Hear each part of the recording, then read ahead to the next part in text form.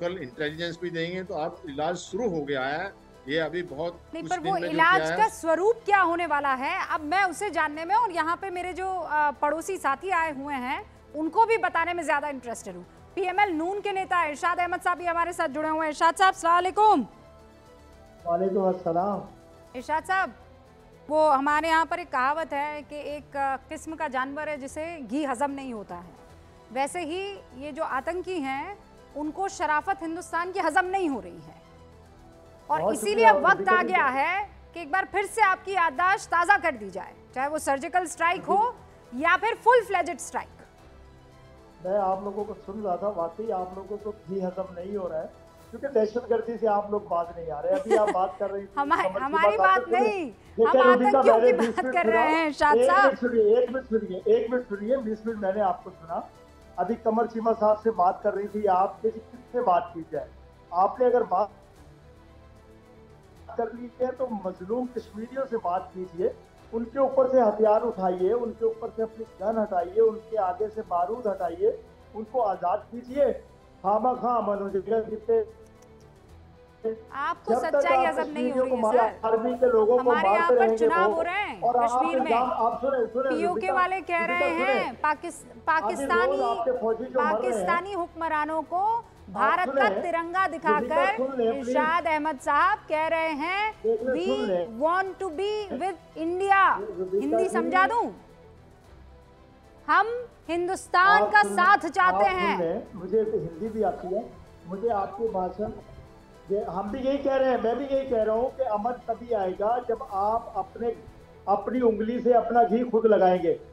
उंगली हमें देनी पड़ती है, घी आपका होता है, इसीलिए बंदे मरते हैं दोनों तरफ से। तो घी भी हमारा, उंगली भी हमारी, या घी भी कश्मीरियों का, उंगली भी कश्मीरियों की। जो कटोरे लेकर और सब जगह कर्ज के लिए रुपया भीख में मांग रहा है, पैसा भीख में मांग रहा है, उसकी रोटी पर घी नहीं लग सकता है। सो प्लीज सर, ना ना ना ना, आप घी की बात ना करें। आपको अभी रूखी सूखी रोटी से काम चलाना पड़ेगा, और जब उससे भी आपका पेट नहीं भरेगा, जब इन आतंकवादियों को आप काजू बादाम खिलाते रहेंगे और खुद जो है भूखे मरते रहेंगे, तो फिर इलाज तो करना होगा ना सुशांत सरीन साहब।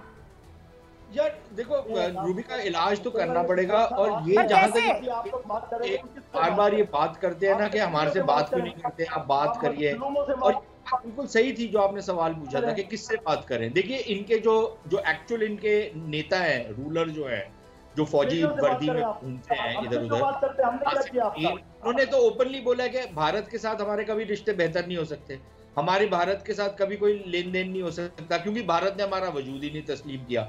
अब अगर 60 साल के करीब का आदमी अभी भी अहमकों की जन्नत में रह रहा है, और पाकिस्तान की फौज की कमान उसके हाथ में है, और पाकिस्तान की सारी जो सरकारी तंत्र है वो चलाता है, और वो ऐसी बात करे, तो फिर इन लोगों से आप क्या, एक तो बात करना वैसे ही फिजूल है, दूसरा इनके जो सो कॉल्ड निर्वाचित नेता हैं, जो जैसे पाकिस्तान की भाषा में बोलते हैं फॉर्म 47 से आए हैं, बल्कि फर्जी इलेक्शन लड़ के जो हार गए थे, और कुछ लोग मानते हैं कि लगभग 30 सीटें जीते थे, और वो बढ़ा बढ़ू के पता नहीं इनको जैसे तैसे करके एक मेजॉरिटी दे दी गई है।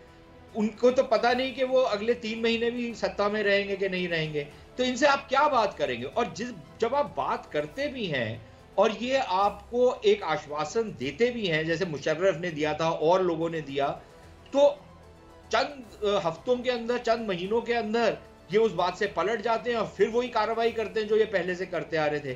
तो इसलिए बात करने की कोई, मुझे तो औचित्य समझ नहीं आ रहा, कोई लॉजिक बनती नहीं है, और क्योंकि उसमें से कुछ निकलेगा नहीं। फिर आपके पास विकल्प जो रहता है वो ये है कि आप ऐसी कार्रवाई करें जिससे इनको दंड दिया जाए, जहां तक आप दे सकते हैं, जहां तक वो काम करेगा। वो भी एक पूरी तरीके से 100% सोल्यूशन नहीं है, लेकिन आपको कुछ ना कुछ तो करना पड़ेगा, क्योंकि अगर आपके सैनिकों को मारा जा रहा है तो फिर आपको कुछ ना कुछ तो करना पड़ेगा। आप हाथ पे हाथ धर के नहीं बैठ सकते हैं। मतलब जिस भाषा में समझते हैं उस भाषा में, उस लहजे से जवाब देना जरूरी है। आरएसएन सिंह साहब कुछ कहना चाह रहे हैं, उसके बाद कमर चीमा भी अपनी बात रखना चाह रहे हैं। आरएसएन सिंह साहब। नहीं, पहले बात ये कमर चीमा साहब ने बोला कि हमारे भी लोग घाताहत हो रहे हैं अफगानिस्तान के साइड में।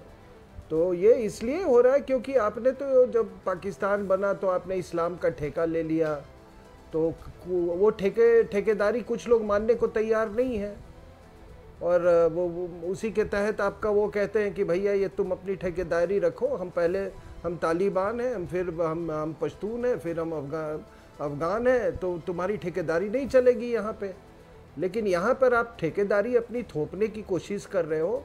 और दूसरी बात में देखिए ये ना कि इसने फलाना अमेरिकन ने ये बोला, FATF में ये हो गया, ये ना ये कायरों की भाषा है।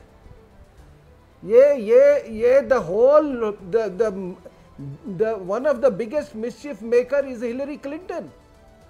एंड अभी भी ये पूरा जो पाकिस्तान मिलिट्री जो डीप स्टेट है is being driven by Barack Hussein Obama. तो ये मैं इसलिए मुझे पीड़ा होती है सब सुन के कि पता नहीं ये this is not a current affairs programme. हम सोल्यूशन ढूंढ रहे हैं। आपने सर्जिकल स्ट्राइक करके देख लिया। आपने जैश मोहम्मद एक minute madam, Jaish solution you have to strike the Pakistan military intelligence complex। बात बिल्कुल साफ है, आप उसको ध्वस्त कीजिए whatever it takes। और कोई तरीका नहीं है अमर चीमा साहब। अब जब नहीं मानेगा, कोई सिस्टम नहीं सुधरेगा, तो यही तरीका है, ट्रैक ही उखाड़ फेंको जिस पर चल रही है आतंकी ट्रेन। देखिए 100 बिस्मिल्लाह आए ना, कोशिश करें। ये कल साहब RSN साहब, देखिए इस ओवर में मुझे पता ब्लड प्रेशर हाई हो जाता है, बात करना मुश्किल है। क्वेश्चन ये है कि एक चीज याद रखें, 100 बिस्मिल्लाह ट्राई करें ना। लास्ट टाइम जब आपको ट्राई किया था आपने 2019 में, तो 60 राफेल लेने आप फ्रांस पहुंच गए थे। इतने तो जोगे आपके जहाज नहीं है। आप लोग समझे कि आप बड़ा मुकाबले कर सकते हैं। अभिनंदन को हमने नीचे उतार लिया, और वो भी इज्जत जिस तरह अंदाज से उतारा आपको पता। और उसके बाद अरबों डॉलर के आप राफेल लेने, इतनी तो हमने उससे पहले ही चाइना के साथ अभिनंदन को आपका हाथ मरोड़ के ले भी लिया। अभिनंदन को आपका हाथ मरोड़ के ले भी लिया, वरना मुझे आपने जो कैप्टन सौरभ कालिया के साथ किया था ना, आप वही करने वाले थे। लेकिन इस बार आपका हाथ मरोड़ नहीं था। और अपने हुक्मरानों से पूछ लीजिएगा, कि क्यों और कैसे लौटाया अभिनंदन को। लेकिन अगर भारत ये समझ